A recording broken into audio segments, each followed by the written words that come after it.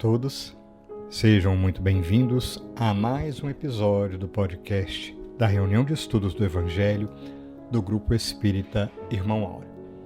Hoje, no episódio de número 188, abordaremos o capítulo 30, o último capítulo do livro Vivendo com Jesus, de Amélia Rodrigues, psicografia de Divaldo Pereira Franco. Nosso objetivo é estudar o Evangelho sobre os seus diversos aspectos à luz da doutrina espírita. E quem preparou as reflexões em torno desse capítulo, o capítulo 30, intitulado Sementeira de Testemunhos, foi o Ítalo Bianchi. Muito interessante o estudo preparado, não vou dar spoiler, tá? Mas aguardem, ouviremos juntos daqui a pouco, está muito interessante. E ele faz uma homenagem a toda a obra de Amélia Rodrigues, né, que é muito significativo. Ela toca muito o nosso coração na proposta desse livro, Vivendo com Jesus. Aguarde e confie, daqui a pouco ouviremos. Mas temos que lembrar que teremos uma outra oportunidade de aprofundar os estudos, os comentários, as reflexões na nossa live, que acontece no nosso canal do YouTube e também é difundida pelo Facebook. Então teremos mais um momento de estudo, abordando o mesmo capítulo, obviamente com outros aspectos, e a convidada de hoje, além da Lana Márcia, vai ser a Ildamar. Estaremos todos juntos, eu te espero lá, tá? Porque ao vivo é muito mais gostoso. Mas se você não puder estar, vai ser uma pena, mas você pode ainda participar, porque todos os episódios ficam gravados, né? E você pode participar através do canal do YouTube, das diversas mídias sociais, estamos no Facebook, enfim, em todas as plataformas você vai poder deixar o seu comentário, participar, vir conosco e nos ajudar a difundir nesse esforço que te convidamos a somar conosco. E hoje, após o podcast, no nosso momento de oração, a título de encerramento especial, né, deste momento que é o estudo do livro Vivendo com Jesus, pedimos a licença porque, a título de oração, iremos fazer a leitura de uma mensagem de Bezerra de Menezes que nos convida a todos a uma reflexão bastante profunda. Enfim, aproveitaremos esse momento, nos colocaremos em prece e te convidamos para acompanhar conosco em pensamento e vibrando na certeza de que os bons espíritos estarão conosco, nos amparando com os bons fluidos, para que possamos juntos finalizar esse momento de hoje. A semana que vem, iniciaremos um novo momento de estudo. Aguarde e confie, estaremos divulgando em breve aí, o livro escolhido para a gente prosseguir no nosso estudo do Evangelho. Bom, já falei demais, né? Resta-me então, de todo o coração, te convidar. Vamos ouvir?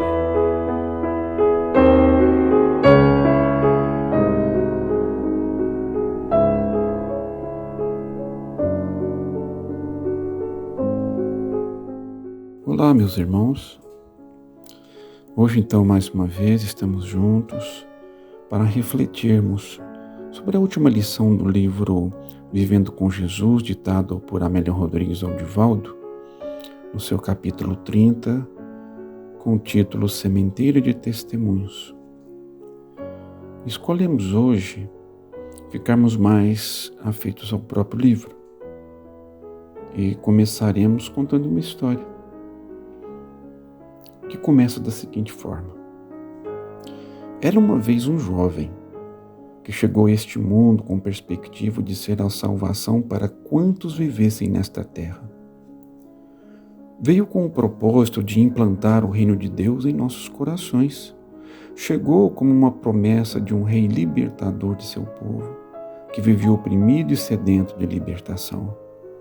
Chegara discreto como a brisa agradável e perfumada de um entardecer abrasador, conforme nos narra Amélia. Então esse jovem teve uma vida cheia de singularidades, vivenciou uma série de situações que para a maioria de nós seria mera ocorrência ou desprovida de interesses pessoais. Em certas ocasiões, nossa amiga era vista com lavadeiras, com transeuntes, doentes, os mais necessitados, mas também ajudou muito seu pai na oficina da família, eram carpinteiros. Certo dia, ele sumiu dos cuidados dos seus pais, José e Maria, que ficaram muito preocupados, procurando por todos os lugares, mas que surpresa! O nosso jovem estava nas sinagogas, ensinando e não aprendendo, interpretando as Escrituras de uma forma tão profunda e livre de preconceitos que chegou a preocupar a família e os doutores do templo. De outra feita, em uma festa de casamento, transformou água em vinho, nos dando um ensinamento precioso, o de servir a um amigo. Assim, deu início ao seu propósito de libertação de consciências, anunciando o reino de amor que serviu exemplificando as suas belezas, como uma luz mirífica em noite escura. Seguindo sua estrada, nosso jovem convocou alguns amigos que vieram cada um ao seu tempo para preparar os caminhos para a chegada dele, o mestre enviado de Deus. Talvez o mais ressoante tivesse sido João Batista, contemporâneo e primo seu, que ensinou ao mundo a necessidade do arrependimento. Dele, Jesus, irradiava um poderoso magnetismo que elevava e conquistava aqueles que o ouviam. Sua voz era meiga e forte, como a brisa que musica o ar e murmura, ou como a flauta que alteia o seu canto e desce em soluço quase inaudível. Isso de acordo com a poética de Amélia Rodrigues. Como em quase toda boa história, não podiam faltar os companheiros de aventura, pois o centro de nossas atenções, Jesus, arrebanhou um certo grupo de pescadores, um pequeno comerciante e um cobrador de impostos, todos com seus pendores, dificuldades, virtudes, como qualquer um de nós viventes na terra. Então eles tomaram um lugar especial num apostolado que exigiria dedicação, coragem e alegria de servir a um reino de amor e ventura prometido pelo amigo Jesus. Após agrupar seus discípulos, o mestre começou suas pregações, sempre buscando os mais necessitados, desprovidos de privilégios, seguindo uma lógica própria do seu caráter. Nunca se impunha, jamais exigia. Sempre ouvia o problema no sofredor, antes de ajudá-lo a solucionar. Era o poema de ternura que nunca perde a docilidade e nem se torna exigente. Enquanto a balada do Evangelho derramava alegrias nas mentes ingênuas e nos sofridos das massas, as multidões se acotovelavam e se empurravam para vê-lo, tocá-lo, estarem perto dele. E assim, nossa história corria sob os auspícios da luz divina, a nos envolver de um manto benfazejo que aquecia as nossas almas. Amélia continua a história dizendo assim: as palavras que ele pronunciava emolduravam-se com os atos que ele realizava. Identificado com Deus, suas mãos produziam as curas mais diversas e que nunca haviam acontecido antes. A sua era uma terapia de profundidade, que sempre convocava o paciente a não voltar a pecar. Jesus é, portanto, o grande restaurador, mas cada espírito tem o dever de permitir-se o trabalho de autorrenovação em favor da própria felicidade. Dessa forma, nosso irmão Jesus nos ensinava, e também segundo a filosofia, somos os artífices do nosso destino. Está em nossas mãos a decisão de podermos entrar no caminho do bem para buscarmos um dia o amor e a luz. Então as horas da verdade chegavam inapeláveis. O fato é que Jesus conhecia os seus seguidores, penetrava-lhes os conflitos, trabalhava em silêncio a sua transformação, modelava-os com paciência, a fim de que se equipassem dos instrumentos valiosos que lhes estava reservado. No entanto, nós também somos espíritos preparados para ocuparmos a vanguarda de nossa transformação. Somos conduzidos pelo sábio Jesus, e amparados por irmãos dedicados e fiéis aos seus propósitos, sem nos tolherem a liberdade da escolha. Que, aliás, segundo Amélia, a liberdade é o anelo mais elevado do ser humano, mas nem sempre se configura na facilidade de locomoção, no direito de ir e vir, podendo ser vivenciada no ádito de nosso coração. Ouvindo tal ensinamento, meus irmãos, meditemos com profundidade nas palavras sábias que Jesus proferiu e que poeticamente Amélia Rodrigues nos trouxe às nossas almas. Durante a jornada do nosso jovem, ele nos ensinou que o amor é esse maravilhoso buril que retira as imperfeições do caráter, modelando anjos e santos, artistas e sábios. Então, com o passar do tempo, Jesus e os discípulos foram consolidando a harmonia do grupo, com lições imorredoras, profundas, belas e repletas de luz. Quando os 12 se esforçaram por compreender o ensinamento trazido aos seus corações, transmitindo coragem e lucidez para que conseguissem completar as tarefas deixadas pelo Mestre, mesmo depois tendo que deixá-los neste mundo sem a presença física dele. Tornaram-se apóstolos do bem. 2 a 2, segundo Amélia, os apóstolos visitaram recantos da região, vivendo o ensinamento que transmitiam, amparando-se reciprocamente, para que a solidão não se transformasse em desespero em cada coração. Tarefa ousada e importante, que inauguraria uma era de recomposição junto às leis divinas, quando cada criatura compreender e aceitar o desafio de transpor os limites de nossa ignorância moral, admitindo que nossa sombra é real e precisa ser trabalhada ao longo dos tempos, para que nossa luz liberte-se gradualmente e constante no roteiro que a Boa Nova nos oferece, e que ao nosso tempo sejamos os cultivadores do amor e das boas obras em nome da paz. É inadiável avançar, romper o casulo retentivo para poder voar, deixar-se conduzir pelas brisas suaves da felicidade que convida à libertação. Felipe, um dos primeiros discípulos, impregnado pela presença do Mestre a quem muito amava, deixou-se influenciar pelas vozes dos céus e saiu a divulgar a esperança e a alegria de viver, o amor e o perdão. Nada lhe diminuía o estoicismo nem a abnegação. Sua felicidade era notória e inspiradora, nos conta Amélia Rodrigues.